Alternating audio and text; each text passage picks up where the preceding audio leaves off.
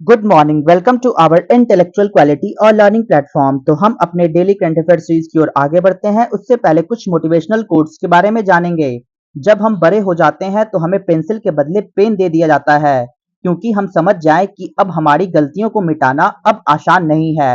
इसलिए कोई भी कदम को सोच समझ कर लेना है, निरंतर प्रयास करते रहना है, सफलता एक दिन अवश्य मिलेगी। इसी के साथ हम अपने डेली करंट अफेयर सीरीज की ओर आगे बढ़ते हैं। उससे पहले आप सभी लोग टेलीग्राम ग्रुप पर जुड़ जाइएगा। यहाँ पे आपको सारे पीडीएफ प्रोवाइड होंगे हमारे यूट्यूब सेशंस के। तो चलिए 24 जून 2024 के सारे करंट अफेयर्स को डिटेल में कवर करेंगे, तो वीडियो के अंत तक बने रहिएगा। क्वेश्चन नंबर 1, हाल ही में पेरुगिया चैलेंजर में सुमित नागल उप विजेता रहे। पेरुगिया चैलेंजर का आयोजन कहाँ किया गया था? तो राइट आंसर होगा इटली। इटली में हाल ही में आयोजन किया गया पेरुगिया चैलेंजर्स का। इसी के दौरान हमारे भारत के प्लेयर सुमित नागल के रनर अप मिला है, वो भी पेरुगिया चैलेंजर में। तो जानते हैं इसके डिटेल पॉइंट्स की ओर। हरियाणा के झज्जर के 26 वर्षीय खिलाड़ी भारतीय टेनिस स्टार सुमित नागल को पेरुगिया में एटीपी चैलेंजर के फाइनल में हार का सामना करना पड़ा। नागल को शीर्ष वरीयता प्राप्त इटली के लुशियोना डाडेरी से 6-1, 6-2 से हार का सामना करना पड़ा। ये पॉइंट्स को याद रखना होगा कि हाल ही में 26 वर्षीय खिलाड़ी भारतीय टेनिस स्टार सुमित नागल को पेरुगिया में एटीपी चैलेंजर्स के फाइनल में हार का सामना करना पड़ा।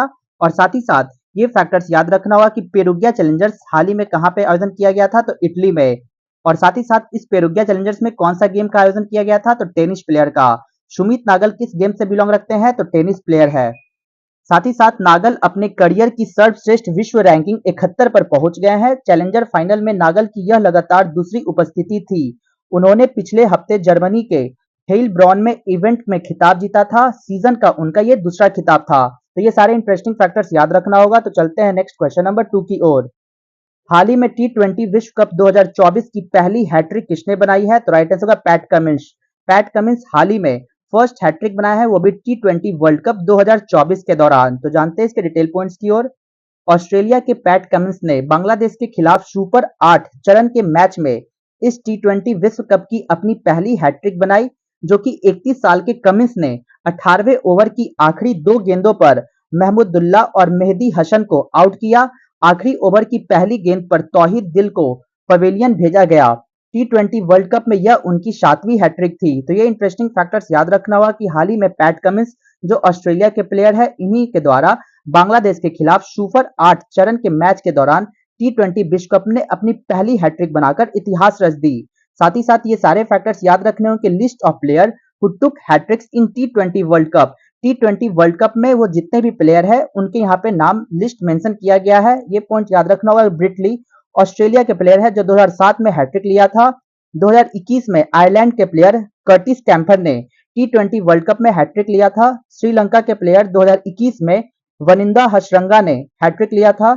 साउथ अफ्रीका के प्लेयर कागिसो रबाडा 2021 में हैट्रिक लिया था। यूएई का प्लेयर 2022 में कार्तिक मैयप्पन ने हैट्रिक लिया था। 2022 में आयरलैंड के प्लेयर जॉस लिटिल ने भी हैट्रिक लिया था। और साथ ही साथ इस वर्ष 2024 में ऑस्ट्रेलिया के प्लेयर पैट कमिंस ने इस बार हैट्रिक लेकर इतिहास रच दिया। तो ये सारे इंटरेस्टिंग फैक्टर्स याद रखने होंगे। तो चलते हैं नेक्स्ट क्वेश्चन नंबर 3 की ओर। हाल ही में बायोलुमिनिसेंट मशरूम प्रजाति फाइलोबोलेटस मैनुपुलरिस कहाँ खोजी गई है? तो राइट आंसर होगा केरला। केरला में हाल ही में देखा गया बायोलुमिनिस्ट मशरूम स्पेसीज, जिसका नाम दिया गया फाइलोबोलेटस मैनुपुलरिस। इसका हाल ही में डिस्कवर केरला में किया गया। तो जानते हैं इसके डिटेल पॉइंट्स की ओर। केरल के कासरगोड के घने जंगलों में वैज्ञानिकों ने फाइलोबोलेटस मैनिपुलेरिस, एक दुर्लभ बायोलुमिनिसेंट मशरूम की खोज की है, जो रात में चमकदार हरी चमक उत्सर्जित करता है। यह प्रजाति रानीपुरम जंगल में सूक्ष्म कवक सर्वेक्षण के दौरान पाए गए 50 पहचाने गए मशरूमों में से एक है। तो यहाँ पे इंटरेस्टिंग फैक्टर्स याद रखना हो कि हाल ही में केरला के कासरगोड फॉरेस्ट में एक घने जंगल में साइंटिस्ट के द्वारा डिस्कवर किया गया फाइलोबोलेटस मैनिपुलरिस। ये एक प्रकार की प्रजाति है, वो भी किसकी? तो मशरूम की। इसी का हाल ही में डिस्कवर किया गया हमारे साइंटिस्ट के द्वारा, वो भी केरला के कासरगांव फॉरेस्ट जंगलों में। लूसीफेरिन और ल्यूसीफेरेस के कारण होने वाली बायोलुमिनेसेंस बीजाणु फैलाव के लिए कीड़ों को आकर्षित करता है, और इसके आकर्षण के बावजूद संभावित विषाक्तता के कारण इसका सेवन सावधानी से किया जाता है। यह खोज कासरगोड की समृद्ध कवक जैव विविधता को रेखांकित करती है, और ये मशरूम जिन्हें आम बोलचाल की भाषा में इलेक्ट्रिक मशरूम भी कहा जाता है, अपनी चमक वाली विशेषता के कारण रुचि जगाई हुई है, जो आमतौर पर स्थलीय कवक में नहीं पाई जाती। तो ये सारे इंटरेस्टिंग फैक्टर्स याद रखने हों कि हाल ही में केरला के कासरगांव जंगल में ये प्रोडक्ट्स मिले हैं। इसको हाल ही में डिस्कवर किया गया, वो भी मशरूम के प्रोडक्ट, जिसका नाम दिया गया फाइलोबोलेटस मैनिपुलरिस। ये सारे इंटरेस्टिंग फैक्टर्स याद रखने होंगे। तो चलते हैं नेक्स्ट क्वेश्चन नंबर 4 की ओर। हाल ही में राष्ट्रपति द्रौपदी मुर्मू ने किसे लोकसभा का प्रोटेम स्पीकर नियुक्त किया है? तो राइट आंसर होगा भारत तुहारी मेहताब को। भारत तुहारी मेहताब को हाल ही में अपॉइंट किया गया as the Lok Sabha pro tem speaker by the president of Droupadi Murmu. तो जानते हैं इसके डिटेल पॉइंट्स की ओर। राष्ट्रपति द्रौपदी मुर्मू ने अनुच्छेद 95(1) के तहत बीजेपी सांसद और लोकसभा सदस्य भर्तृहरि महताब को प्रोटेम स्पीकर नियुक्त किया है और राष्ट्रपति ने 18वीं लोकसभा के चुनाव तक नवनिर्वाचित सदस्यों को शपथ दिलाने में प्रोटेम स्पीकर की सहायता के लिए लोकसभा सदस्य सुरेश कोडी कुन्नील, आली कोटई राजू थेबर बालू, राधा मोहन सिंह, फग्गन सिंह कुलस्ते और सुदीप बंदोपाध्याय को नियुक्त किया है। तो ये सारे इंटरेस्टिंग फैक्टर्स याद रखने होंगे। तो चलते हैं नेक्स्ट क्वेश्चन नंबर 5 की ओर। हाल ही में इफ्लो मॉनिटरिंग सिस्टम किसने लॉन्च किया है? तो राइट आंसर होगा जल शक्ति मिनिस्ट्री। जल शक्ति मिनिस्ट्री के द्वारा हाल ही में लॉन्च किया गया ई फ्लो मॉनिटरिंग सिस्टम। तो जानते हैं इसके डिटेल पॉइंट्स की ओर। पर्यावरण प्रवाह ई फ्लो निगरानी प्रणाली को नदी के पानी की गुणवत्ता की वास्तविक समय पर निगरानी की सुविधा और नदी पारिस्थितिक तंत्र से संबंधित परियोजनाओं की निगरानी में सहायता के लिए डिजाइन किया गया। ई फ्लो मॉनिटरिंग सिस्टम जल शक्ति मंत्रालय के एक प्रभाग राष्ट्रीय स्वच्छ गंगा मिशन द्वारा विकसित किया गया था और यह प्रणाली पूरे वर्ष गंगा के विभिन्न हिस्सों में न्यूनतम प्रवाह बनाए रखने के केंद्र के 2018 के आदेश का पालन करती है।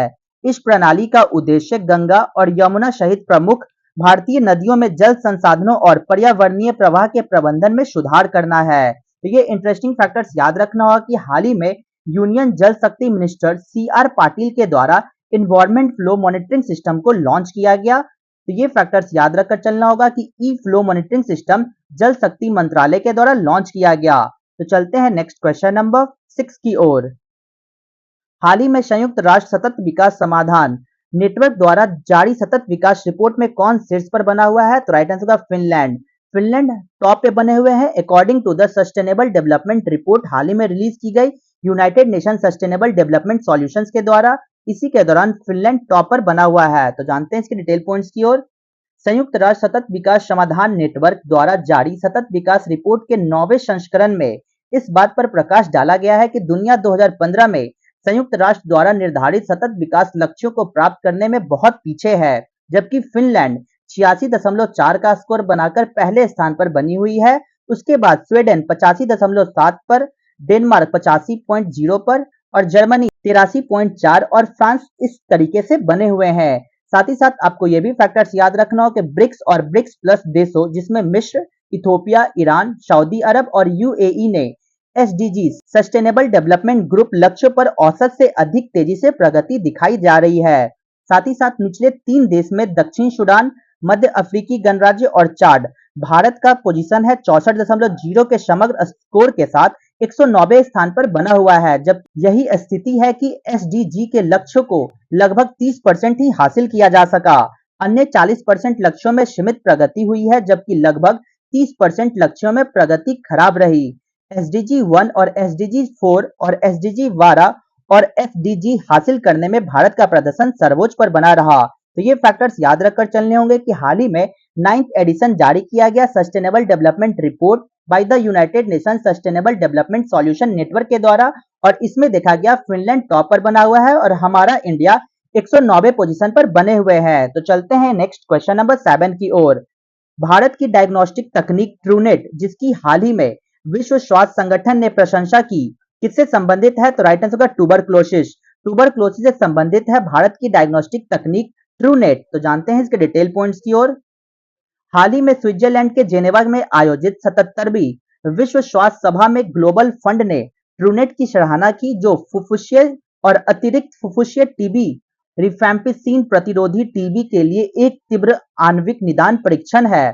गोवा स्थित मौलवीय एक पॉइंट ऑफ केयर आणविक डायग्नोस्टिक्स कंपनी द्वारा विकसित ट्रूनेट, जिसे पहली बार 2017 में लॉन्च किया गया था, और ये एक पोर्टेबल बैटरी चालित मशीन है जिसे प्रयोगशालाओं, स्वास्थ्य केंद्रों और क्षेत्र में तैनात किया गया था।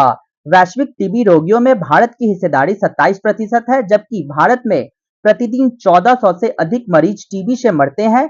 प्रधानमंत्री के टीबी मुक्त भारत अभियान के तहत भारत का लक्ष्य इस साल तक टीबी को खत्म करना है। यहाँ पे सारे इंटरेस्टिंग फैक्टर्स याद रखना होगा कि साल 2025 तक हमारा इंडिया का टारगेट है कि पूरी तरीके से टीबी को एलिमिनेट कर दी जाएगी। लेकिन साथ ही साथ ये भी फैक्टर्स याद रखना होगा कि इंडिया का कितना प्रतिशत हिस्सेदारी है ग्लोबल टीबी पेशेंट में, तो 27%। इसी के दौरान लगभग 1400 से अधिक पेशेंट हर रोज टीबी के वजह से मरते हैं हमारे भारत में। तो ये सारे इंटरेस्टिंग फैक्टर्स याद रखना होगा। तो चलते हैं नेक्स्ट क्वेश्चन नंबर 8 की ओर। रॉयटर्स इंस्टीट्यूट की डिजिटल न्यूज रिपोर्ट 2024 के अनुसार भारत में सबसे भरोसेमंद न्यूज ब्रांड कौन सा बना है? तो राइट आंसर होगा AIR न्यूज। AIR न्यूज बना है डिजिटल न्यूज रिपोर्ट 2024 में। रॉयटर्स इंस्टीट्यूट की डिजिटल न्यूज रिपोर्ट के अनुसार भारत में सबसे भरोसेमंद न्यूज AIR न्यूज को चुना गया। तो जानते हैं इसके डिटेल पॉइंट्स की ओर। ऑक्सफोर्ड यूनिवर्सिटी के Reuters institute for the study of journalism की 13वीं डिजिटल न्यूज रिपोर्ट 2024 के अनुसार आकाशवाणी न्यूज को देश के अन्य प्रमुख मीडिया हाउसों की तुलना में काफी अधिक ट्रस्ट स्कोर प्राप्त हुआ, जबकि दुनिया भर में नवीनतम ब्रेकिंग न्यूज और शीर्ष कहानियां इस चुनावी वर्ष में खबरों पर कुल मिलाकर भरोसा 41% बढ़ गया है और भारत 46 देशों में 18वें स्थान पर बन चुके हैं। तो ये सारे इंटरेस्टिंग फैक्टर्स याद रखकर चलने होंगे। तो चलते हैं अपने रिवीजन बैच की ओर। 22 जून 2024 के सारे करंट अफेयर्स को रिवीजन मोड में कवर करेंगे। क्वेश्चन नंबर 1, हाल ही में T20 इंटरनेशनल क्रिकेट में 4 ओवर 4 मेडन 3 विकेट का अविश्वसनीय रिकॉर्ड लॉकी फर्गुसन के द्वारा बनाया गया।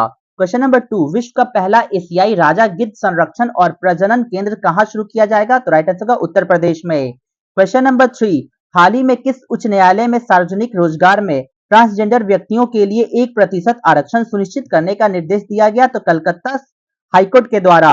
तो चलते हैं नेक्स्ट क्वेश्चन नंबर 4 की ओर। हाल ही में उच्चतम पवन ऊर्जा स्थापित क्षमता के लिए किसे सम्मानित किया गया? तो गुजरात को। क्वेश्चन नंबर 5, हाल ही में ईरान की IRGC सैन्य बल को किसने आतंकवादी इकाई घोषित की है? तो कनाडा ने। क्वेश्चन नंबर 6, 10वां अंतर्राष्ट्रीय योग दिवस 2024 21 जून को मनाया गया। क्वेश्चन नंबर 7, हाल ही में विश्व आर्थिक मंच के वैश्विक ऊर्जा संक्रमण सूचकांक में भारत को 63वीं रैंक प्राप्त हुई है। क्वेश्चन नंबर 8, हाल ही में आई State of Global Air 2024 report के अनुसार वायु प्रदूषण के कारण होने वाली मौतों के मामले में भारत विश्व स्तर पर दूसरा पोजीशन पर बना हुआ है। तो चलते हैं अपने क्वेश्चन ऑफ द डे की ओर। तो आज का हमारा क्वेश्चन क्या है? In which year constitution of India was amended for the first time? Bharat के संविधान में पहली बार संशोधन किस वर्ष किया गया था? Option A 1950, option B 1951, option C 1952 या ऑप्शन डी 1953। तो आपको आंसर कमेंट बॉक्स में देना होगा। तो यहाँ तक वीडियो को देखने के लिए thank you so much guys. Video को ज्यादा से ज्यादा हो सके तो लाइक शेयर और सब्सक्राइब करें ताकि और भी कंटेंट आपके पास पहुंच जाए। जय हिंद, जय भारत दोस्तों।